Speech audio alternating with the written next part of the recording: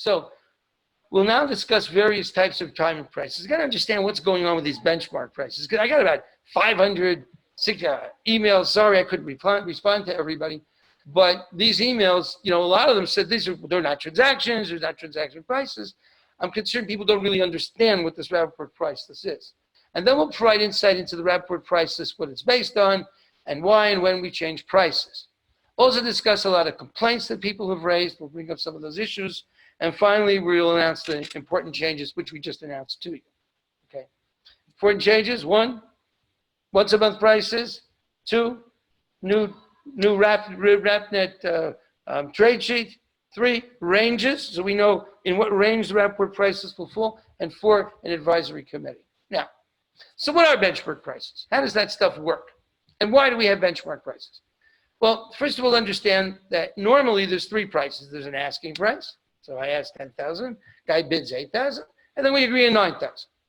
So theoretically, those are prices that we know, although I will point out that they're not really that simple because they tend to be bundled with other things, like transaction prices or even the asking price.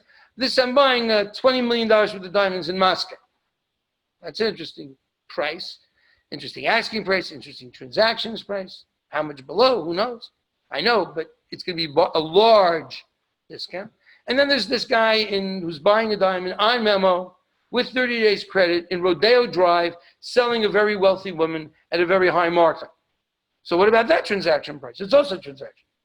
So when we look at transaction prices or some of the normal prices that you would see, you're going to see a large range of prices, even for the same exact thing, depending on the bundling, depending on what else is included in the sale of the product.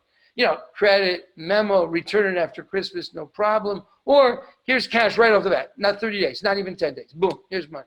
So you're going to see a lot of strange things going on. Not strange, but different things going on with transaction prices. You also have to bear in mind the different qualities of the diamond.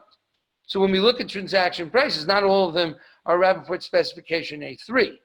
Okay, so there's all kinds of goods moving in all kinds of places. So in any case, we look at this interesting world, and then we look and say, we need to get a benchmark price for the diamond industry that's high enough that everybody fits under this umbrella.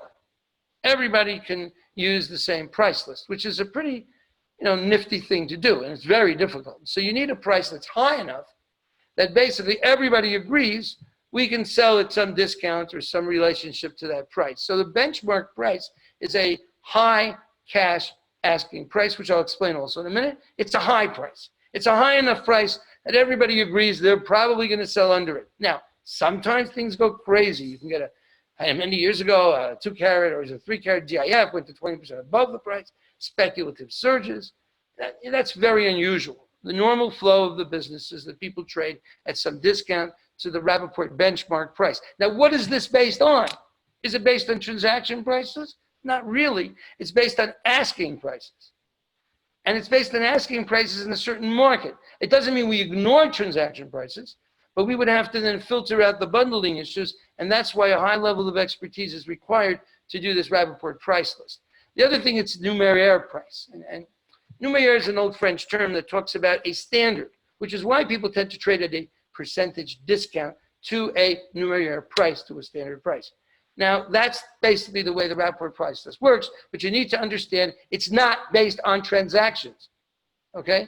It looks at transactions. It looks at everything. It looks at Blue Nile prices. It looks at every kind of information you could possibly give our experts, and computer programs and algorithms, whatever we can learn and understand, that's what we use to come up with our opinion of a high cash asking price. And it is an opinion. Forgive me, it's an opinion. And when you look at the Rapaport price list, every one of them, right on top in capital letters, it says approximate high cash asking price indications. Okay, very clearly. So you know this is not based on transactions, everybody. It's our opinion. Now, then in the bottom of every price list, it says prices in this report reflect our opinion, I gotta say it's an opinion, of high cash asking prices. The prices are often discounted and may be substantially higher than actual transaction prices. And not maybe, they always are, almost always. Now, if it depends, if you're a consumer, maybe the Rapaport price, this is not higher than your transaction price. So we need to understand what is this Rapaport price list and how does it work and what's it based on. All right. So I said numeric prices that clear all markets. Now, how do we determine these prices? What do we do? First of all, we use expert observation from a lot of sources. I mean, for example, every Wednesday, 2 o'clock, there's a meeting of all the head people of Rapaport in the world. That would be Las Vegas, New York, I know Las Vegas, New York's in there, Antwerp's in there, Ramat Gan's in there, Mumbai's in there, Surat's in there, Hong Kong's in there.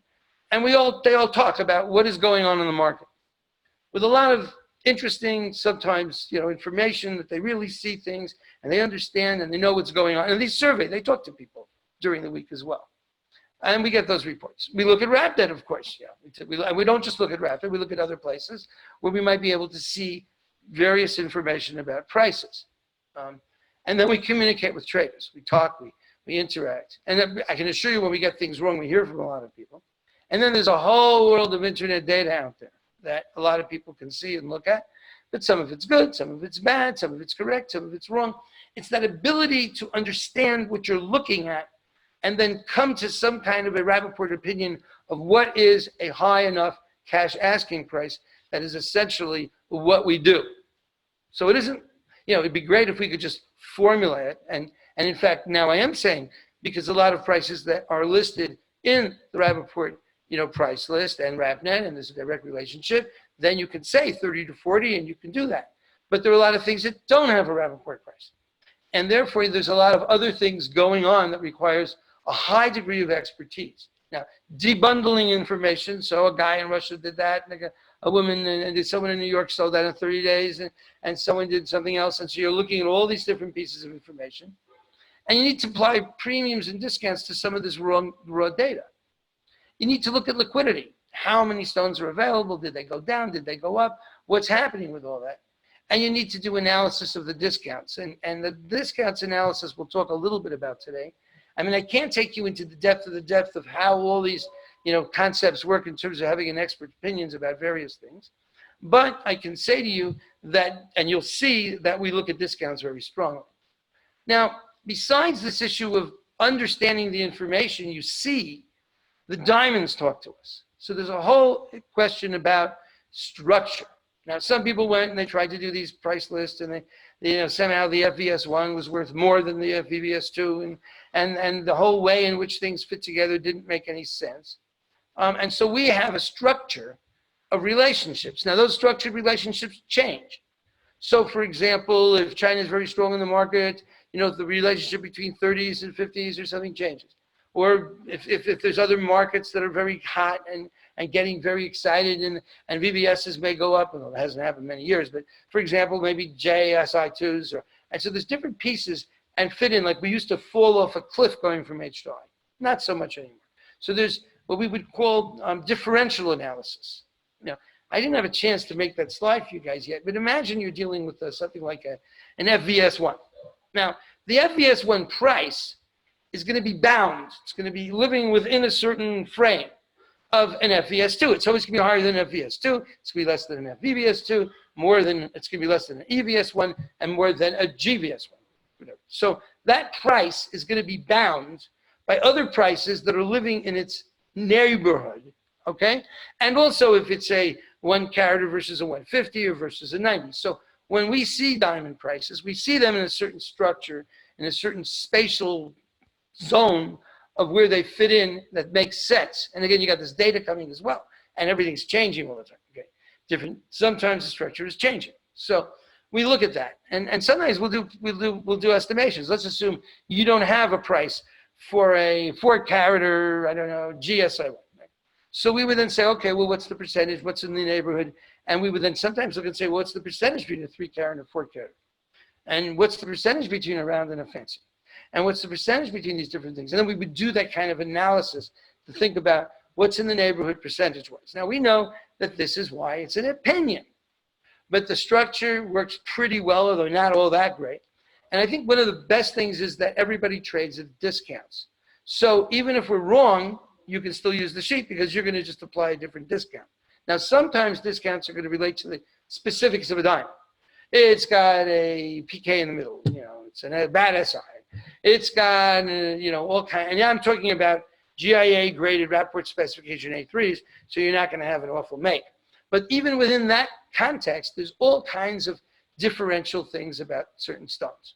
Okay, so when we look at a stone, it's not just the price won't just be set in any Rapaport sheet. There's a lot of factors that'll go in, like the terms of the transaction. Am I getting credit? Am I not? And you're selling it to your son-in-law, you're selling it to some person. All kinds of things go into setting prices. So transaction prices can use the sheet, but they're going to use the sheet the way they want to at their discount levels, which is what I like, which is great. So we have a structure here, but everybody gets to do what they want to set their own prices. And I think that's why the Rapaport prices has done so well in these 42 years.